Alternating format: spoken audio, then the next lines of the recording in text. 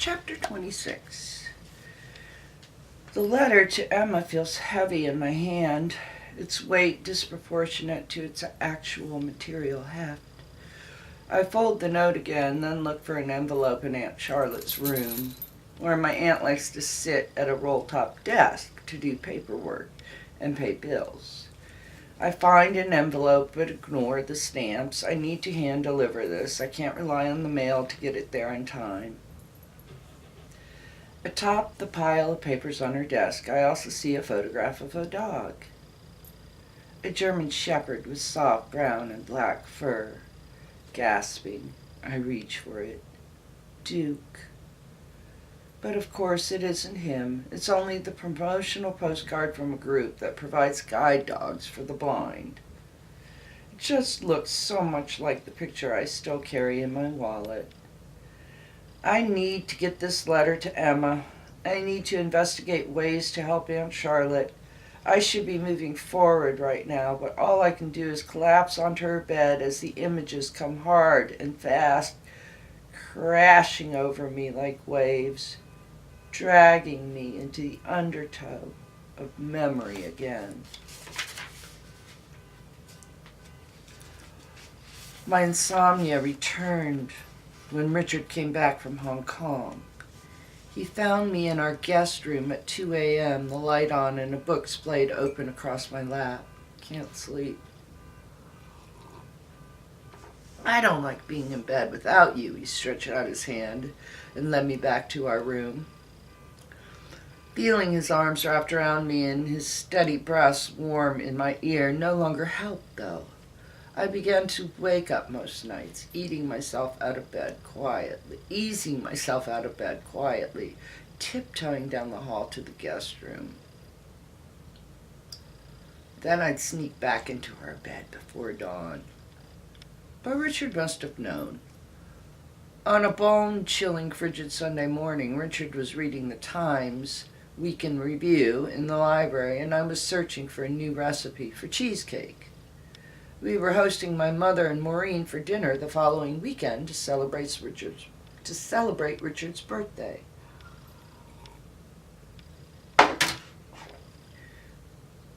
My mother hated the cold and had never before come up north during the winter months. Instead, she visited every spring and fall to see me and Aunt Charlotte. During those trips, she spent most of her time touring art galleries and walking the city streets to soak up the atmosphere, as she put it. I didn't mind that we spent so little time together. Being with my mom required deep reservoirs of patience as well as unlimited energy. I was unsure of her motivation for changing that pattern, but I suspect it was due to a conversation we'd had in a recent call. She caught me on a bad day, a lonely day, when I hadn't even left the house. The streets were crusted with old snow and patches of ice, and since I had no experience driving in winter weather, I wasn't comfortable taking out the Mercedes Richard had bought me. When my mother phoned in the early afternoon and asked what I was doing, I was honest. I let down my guard with her. I'm still in bed. Are you sick? I realized I revealed too much. I didn't sleep well last night. I thought that would appease my mother. Only made her ask more questions. Does this happen often? Is there anything bothering you? No, I'm fine. There was a pause. Then, you know what? I was thinking I'd like to come up for a visit. I tried to talk her out of it, but she was resolute. So finally, I suggested she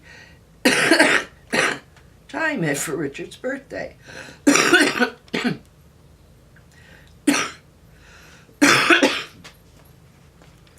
Maureen would be joining us to celebrate, as she did every year, and perhaps her presence would help dilute my mother's focus.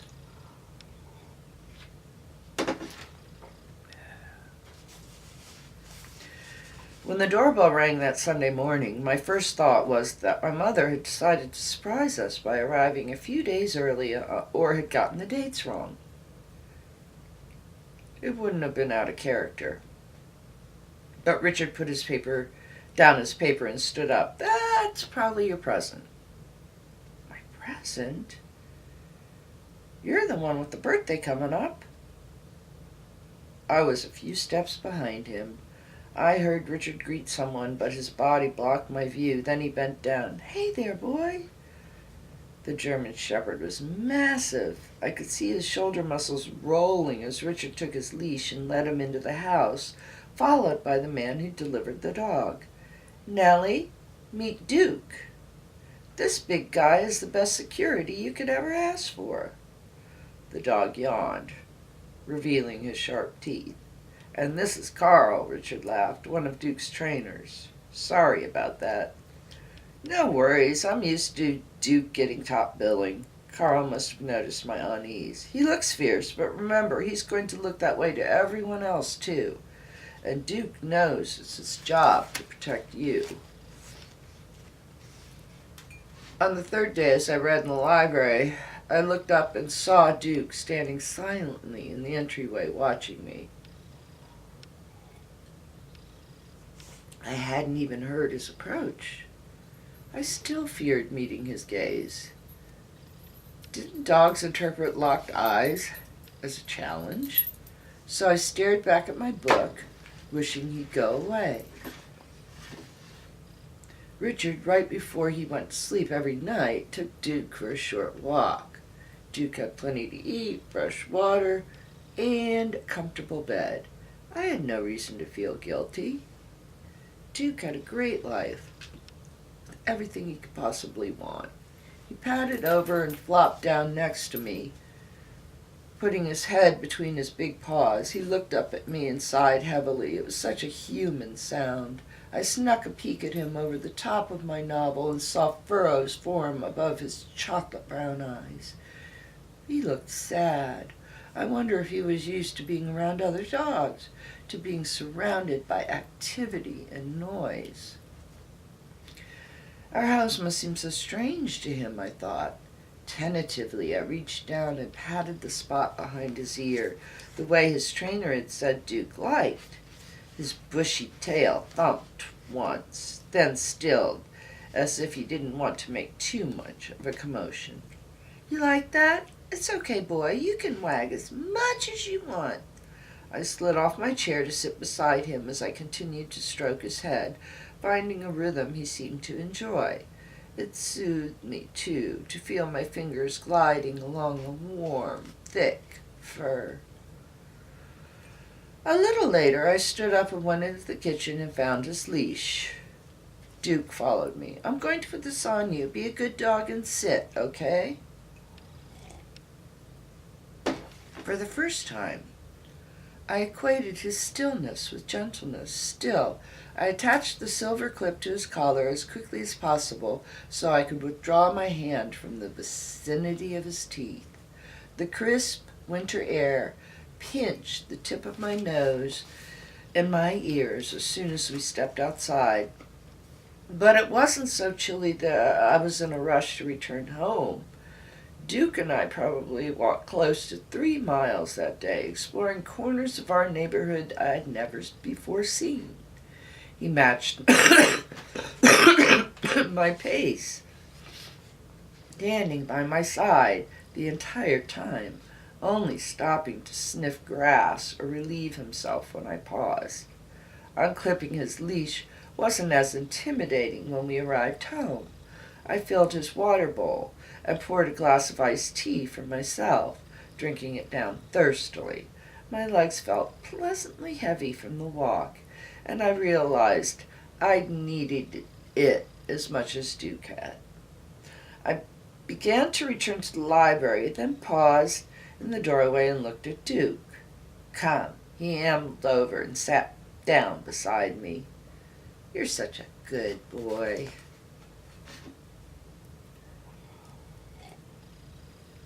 On Richard's birthday, we picked up my mother at the airport and brought her back to the house. By the time Maureen arrived a few hours later, my mother had already scattered her belongings through the rooms. Her purse in the kitchen, her shawl slung over the back of a dining room chair, and her book splayed open on Richard's favorite ottoman, and had turned up the heat an extra 5 degrees. I could tell this irked Richard, even though he didn't say a word.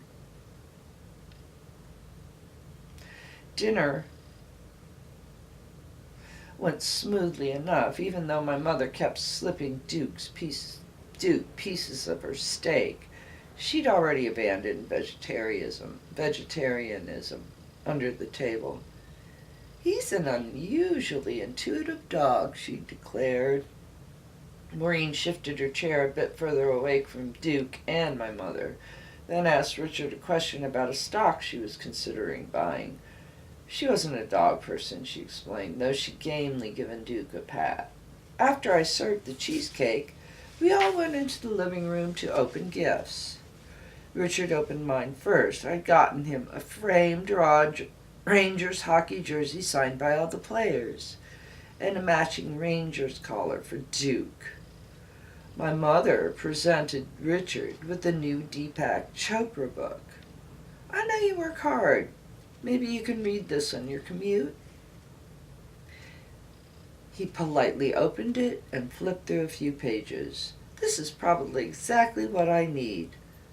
When my mom went to find the card she'd left in her purse, he winked at me. "I'll get you the Cliff Notes version in case she asks you about it," I joked. Maureen gave him 2 floor seats to a Knicks game the next night. "We've got a sports theme going on here," she laughed. She and Richard were both basketball fans. "You should take Maureen to the game," I said. "That was my plan all along," Maureen replied lightly. "I remember Richard tried to explain goaltending to you once, and I saw you zone out." "Guilty as charged." My mother's eyes flitted from Maureen to Richard, then they landed on me. "Well, it's a good thing I'm up here, otherwise you'd be left home alone, Vanessa. Why don't you and I go into the city tomorrow, and we can have dinner with Aunt Charlotte?" Sure, I could tell my mother was surprised Maureen hadn't gotten 3 tickets. Maybe she thought I felt left out, but the truth was I was happy Richard's sister wanted to be with him. He had no other family. My mother stayed for 2 more days, and although I braced myself for her usual unfiltered declarations, they never emerged. She came with me whenever I took Duke on his walks, and she suggested we give him his first bath. Duke submitted to it with his usual dignity, though his brown eyes seemed reproachful, and he got revenge by shaking water on us after he stepped out of the tub. Laughing with my mother, then, was the highlight of her trip for me. I think it may have been for her, too. When we said goodbye at the airport, she hugged me for much longer than she usually did when we parted. "I love you, Vanessa. I'd like to see you more. Maybe you could come to Florida in a month or 2. I dreaded her visit, but I found myself surprisingly comforted by her embrace. "I'll try." And I intended to. But then everything changed again. I quickly grew used to Duke's solid presence in our house, to our brisk morning walks, to chatting with him as I cooked dinner. I brushed his fur for long stretches while he rested his head on my leg, and I wondered how I'd ever been frightened of him. When I took a shower, he waited like a sentry just outside the bathroom. Whenever I came home, he was stationed in the hallway just inside the front door, his ears perked up into triangles. He seemed relieved when I was back in his sights. I was so grateful to Richard. He must have known that Duke would provide more than security. In the absence of the baby we so desperately wanted, Duke was my companion. "I love Duke so much," I told Richard one night a few weeks earlier. "You were right. He really does make me feel safe." I recounted the story of how Duke and I had been strolling down our sidewalk a dozen yards from our house when the mailman suddenly emerged from a gap in the hedges surrounding a neighborhood's yard. Duke had quickly positioned himself between the two of us, and I heard a low rumbling in his throat. The mailman gave us a wide berth and continued on his way, and so did we. That's the only time I've seen that side of him. Richard nodded as he picked up a knife and buttered his roll. It's good to remember it's always there, though. When Richard left for an overnight business trip the following week, I brought Duke's bed upstairs and placed it next to mine. When I awoke in the night, I looked down to see he was awake, too. I let my arm drape over the side of the bed so I could touch his head. Then I fell back asleep quickly. I slept deeply and dreamlessly, better than I had in months. I told Richard I was doing tons of walking with Duke to get rid of the extra pounds I put on since moving to the suburbs. It wasn't just the fertility pills. In the city, I could easily trek 4 miles a day, but now I drive even to buy a half-gallon of milk. Plus, we ate dinner so late. Richard had never commented on my weight, but he stepped on the scale every morning and worked out 5 times a week. I wanted to look good for him. When Richard returned, I didn't have the heart to move Duke back downstairs to our cold, sterile kitchen. Richard couldn't believe how quickly my attitude toward Duke had changed. Sometimes I think you love that dog more than me, he joked. I laughed. He's my buddy. When you're not around, he keeps me company. The truth was, the love I felt toward Duke was the purest, most uncomplicated affection I had ever known.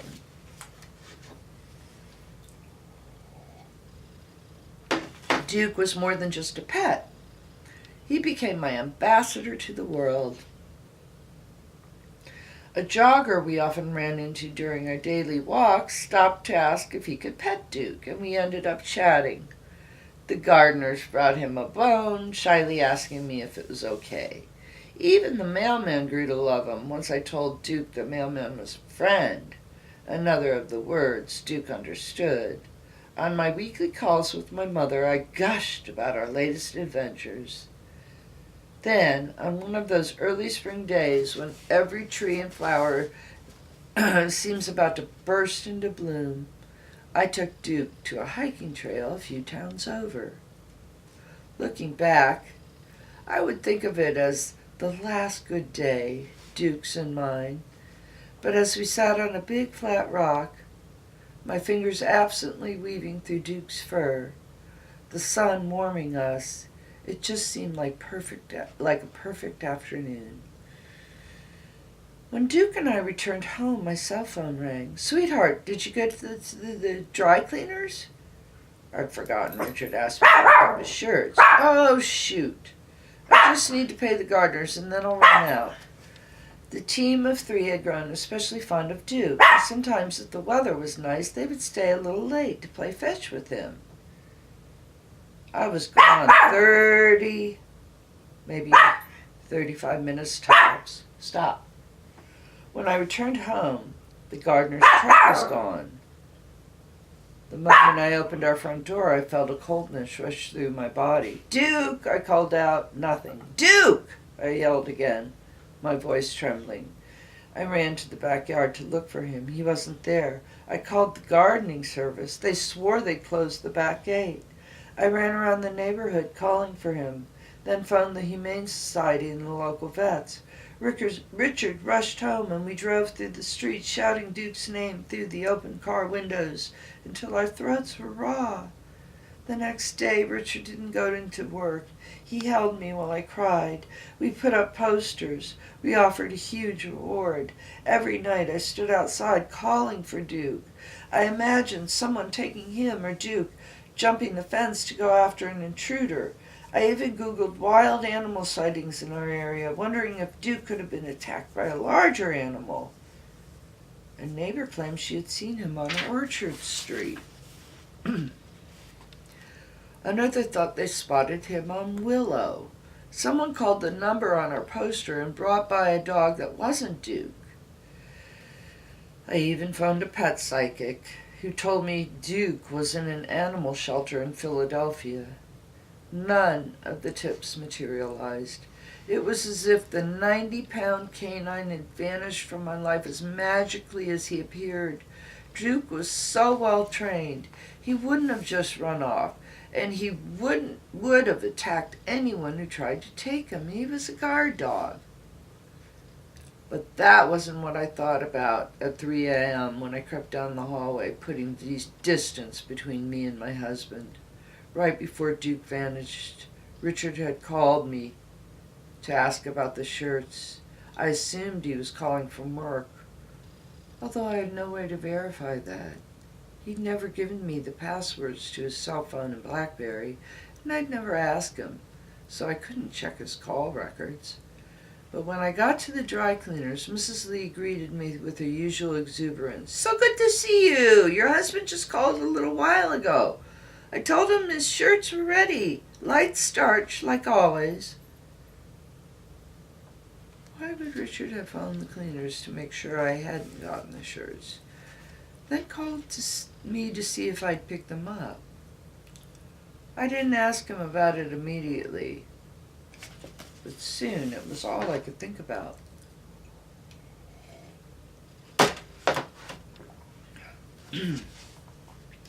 I grew hollow-eyed from insomnia.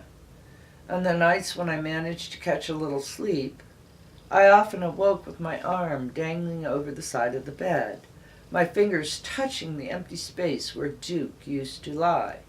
Much of the time I was numb. I rose and made Richard him coffee, downing several extra cups myself. I kissed my husband goodbye when he walked out the door to work, staring after him as he strolled to his car humming.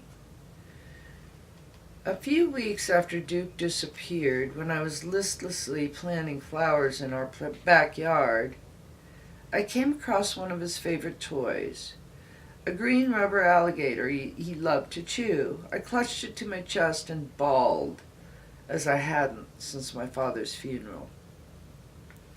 When I finally quelled my tears, I went inside. I stood in the mannered quiet with the alligator still in hand. Then I went through our living room, not caring that I might be tracking mud on our pristine rug, and placed Duke's toy on the table in the hallway where Richard always put his keys. I wanted him to see it the moment he came home. Here's what I didn't do next. I didn't change out of my dirty clothes. I didn't tidy up the newspapers and fold the laundry and put away the gardening tools. I didn't prepare the swordfish, snap peas, and tortellini I planned to make for dinner. Here's what I did instead. I made myself vodka and tonic and sat in the den. I waited as the light dwindled to dusk. Then I poured myself more vodka, this time without the tonic.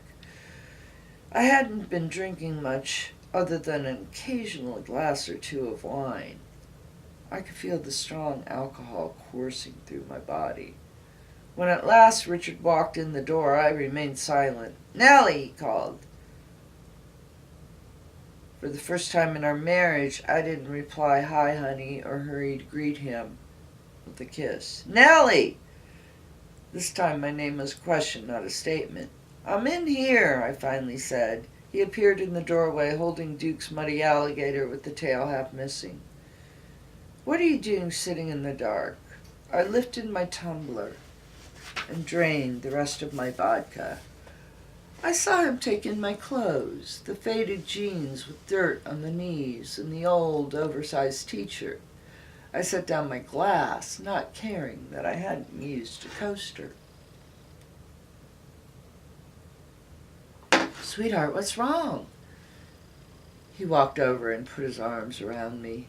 I felt a solid warmth and my resolve began to melt. I'd been so angry with him all afternoon, but now what I wanted most was to have the man who caused my distress to comfort me. The accusations had been forming in my mind grew blurry. How could Richard have done such a horrible thing? None of it made sense again. Instead of saying what I planned to, I blurted out, I need a break. A break? He pulled back from what? His brow furrowed. I wanted to say from everything, but instead I replied, from the Clomid. You're drunk. You don't mean that. Yeah, I guess I am a bit tipsy, but I do mean it. I'm not going to take it anymore. Don't you think this is something we should discuss as a couple? It's a joint decision.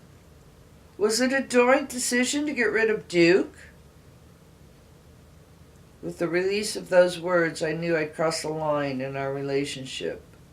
What stunned me was how good it felt. Our marriage, like every marriage, had unspoken rules, and I'd broken one of the most important ones. Don't challenge Richard. Now I realized my adherence to that mandate had prevented me from asking why he'd bought a house without showing it to me, why he never wanted to discuss his childhood, as well as other questions I tried to push out of my mind. Richard hadn't made that rule alone. I'd been a willing accomplice. How much easier it was to just let my husband, the man who'd always made me feel safe, take charge of the direction of our lives. I didn't feel safe anymore. What are you talking about? Richard's voice was cold and measured. Why did you call Mrs. Lee to ask if your shirts were ready? You knew I hadn't picked them up. Were you trying to get me out of the house? Jesus! Richard stood up abruptly. I had to tilt my head to look up at him as he loomed over me in my chair. Nellie, you're being completely irrational. I could see his hand gripping the alligator, mangling its shape. His features seemed to tighten, his eyes narrowing and his lips folding inward. It was as if my husband was disappearing behind a mask.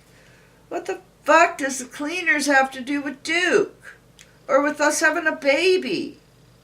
Why would I want you out of the house?